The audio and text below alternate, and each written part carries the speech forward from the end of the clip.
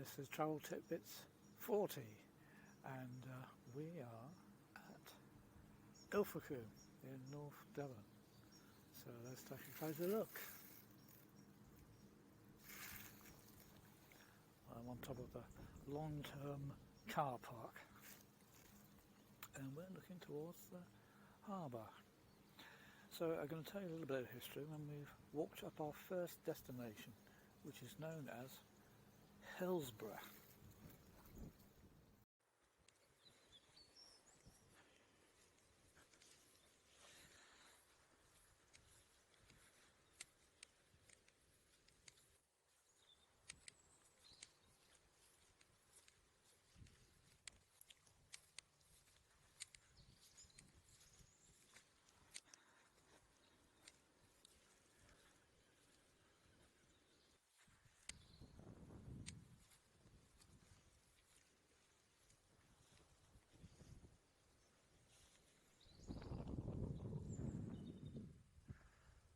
So here we are looking at a general view of the lower area of Ilfracombe Harbour.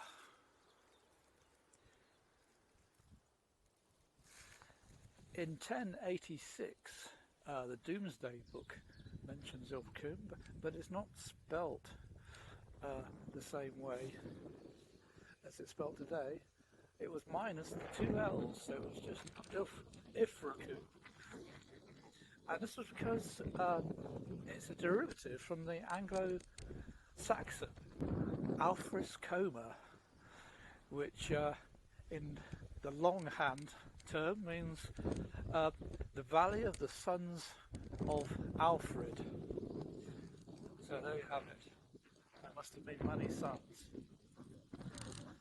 And a couple of hundred years later, in the early 1200s, this was the first time that Ilfracombe was mentioned as being regarded as a safe harbour.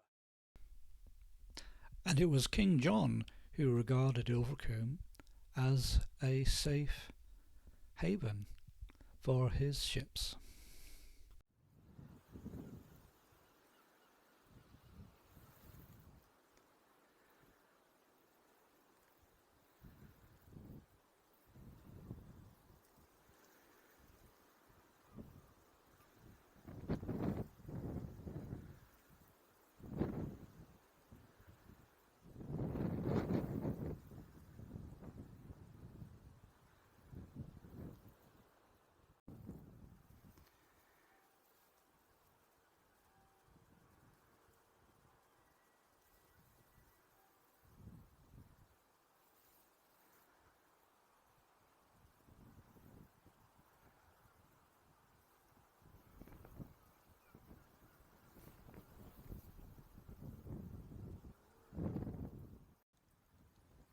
So I've just been walking a little part of this, and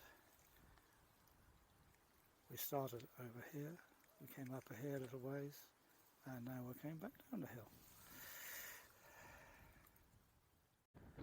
I'm on the side of Hillsborough, where there used to be a fort, 300 BC to 60 AD. No evidence of it at the moment, or for a very long time. Only a rough idea. I think there's just a few tracks remaining.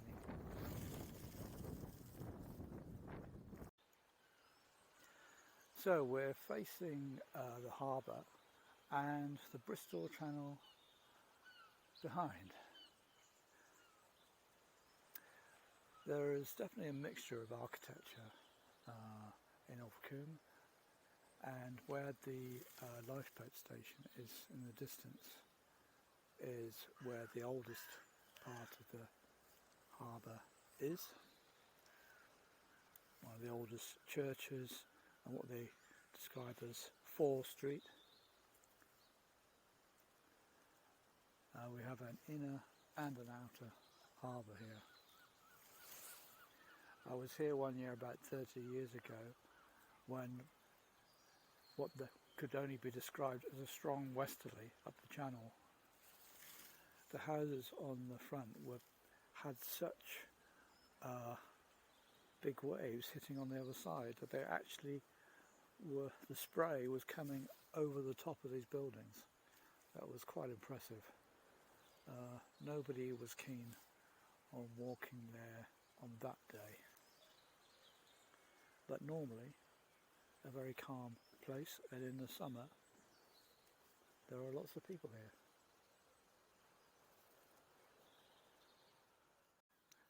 Okay, these are definitely fishing nets, and if we had smelly vision, you could smell them too.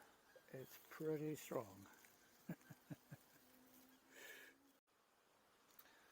So nice to have a little map, and as the map says, we are here and we're going to walk around the harbour, which is just over here.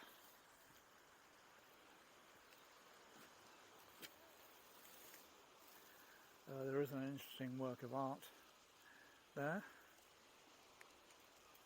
which we'll take a closer look at.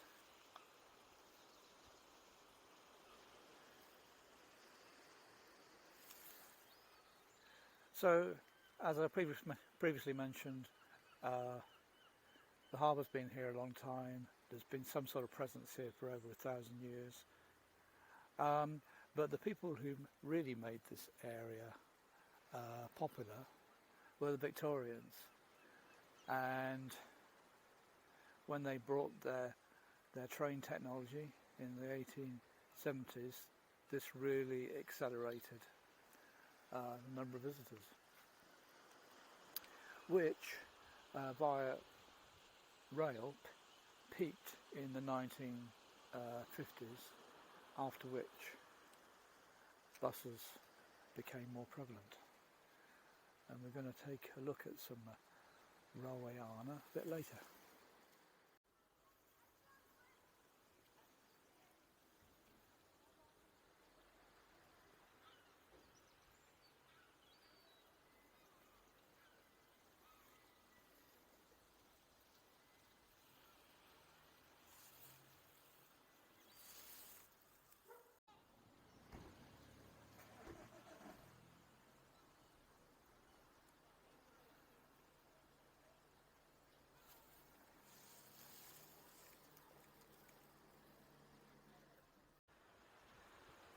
We are walking up Lantern Hill, which overlooks Ilfracombe Harbour.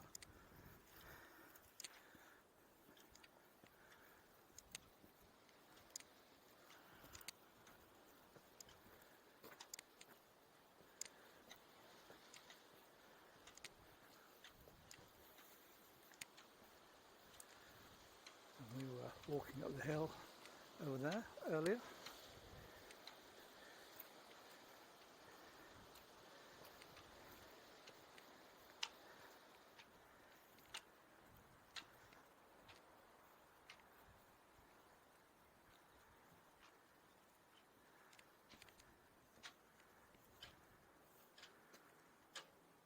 So there's been a chapel here since 1321.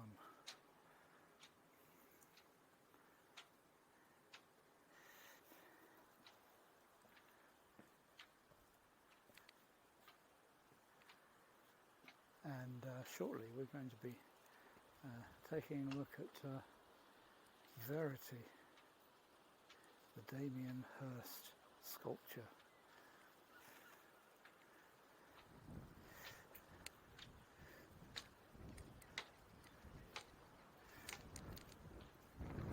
And of course the harbour, and yes, a lot of the boats get pulled out at this time of year, so the car park is reduced somewhat inside.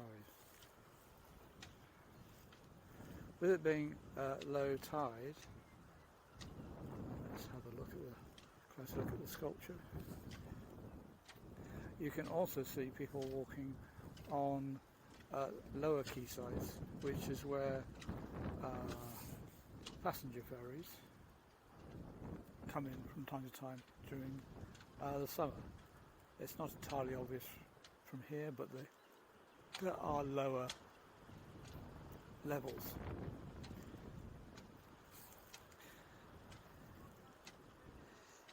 in the early 1900s there was what was known as an express service from Cardiff. It only lasted a few years, from 1904 to 1909.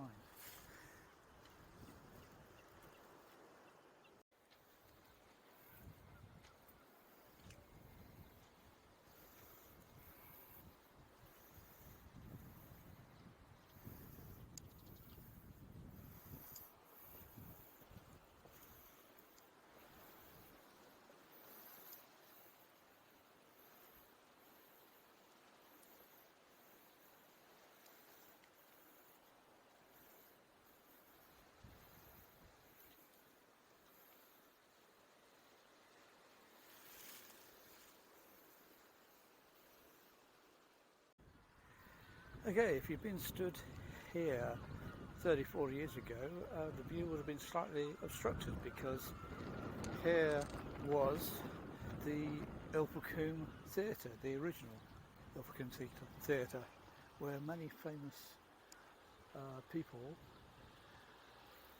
started their careers on the boards. One of whom was the late, great Peter Sellers, the comedian and actor. And that building, which would have been in the space in front of us, was replaced by another theatre. Yes, the cylindrical thing in front of us. Some people describe it as cooling towers, and some describe it as Madonna's boobs. So I think it's rather Hobson's choice, really. It's either cooling towers or it's Madonna. Take your choice. And behind, on the hill, is the former Granville Hotel, which we're going to take a closer look at. And where the News Theatre and Travel Information Centre sits is where another large hotel stood. If I can find out the name, I will. And the gardens in which it sits, both to the left hand side and behind it, were all part of this very large hotel. So hotels were a big thing.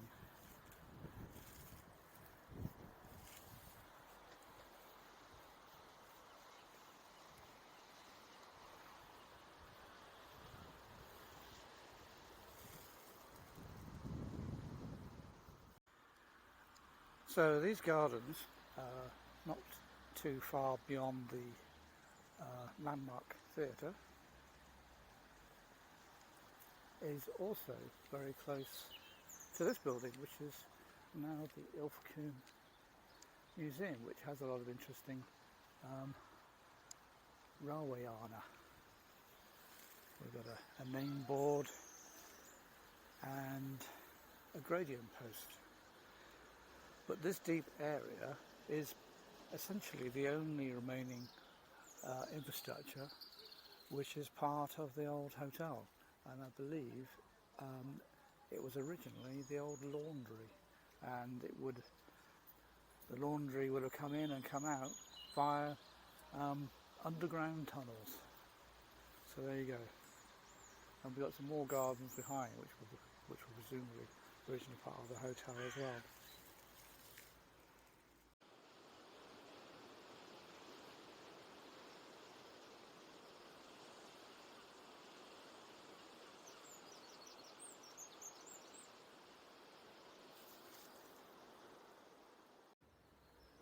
So here we are at the former Granville Hotel, which at great expense has been converted into flats.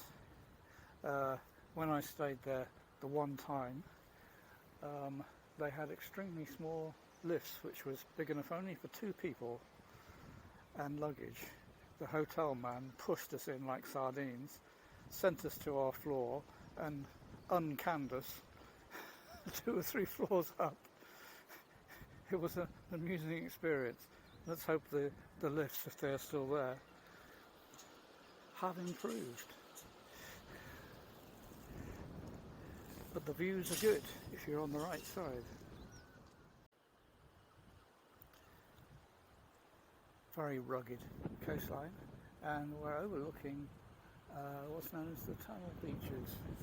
There's a building below that we can't really see that much, which is opened during the summer for functions and general use. There's some natural rock pools, and yeah, there's quite a lot of space, but I'm guessing that at high tide it comes right up to the buildings. But a lovely spot for functions and weddings. So here is the street where people used to come up to Ilfracombe rail station on top of this mound, which, when the railway closed in 1970, later on the ground was sold off. Quite a bit of land. But just down here on the left was where pedestrians could walk up. And let's take a quick look.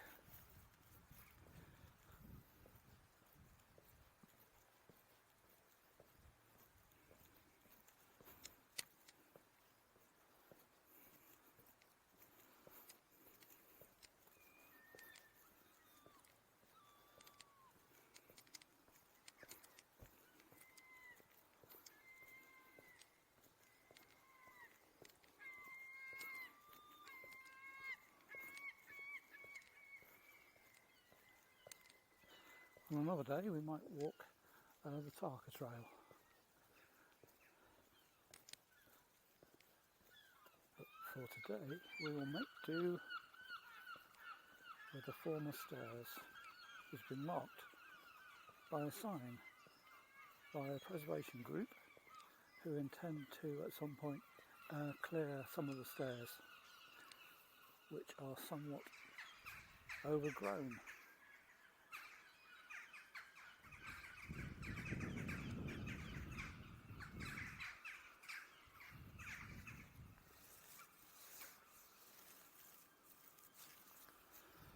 So, hat is off because I'm now a bit warmer, having walked up and down a few hills. So yeah, hope you found that interesting, and yeah, a trip round Ilfracombe's history. Catch you again later.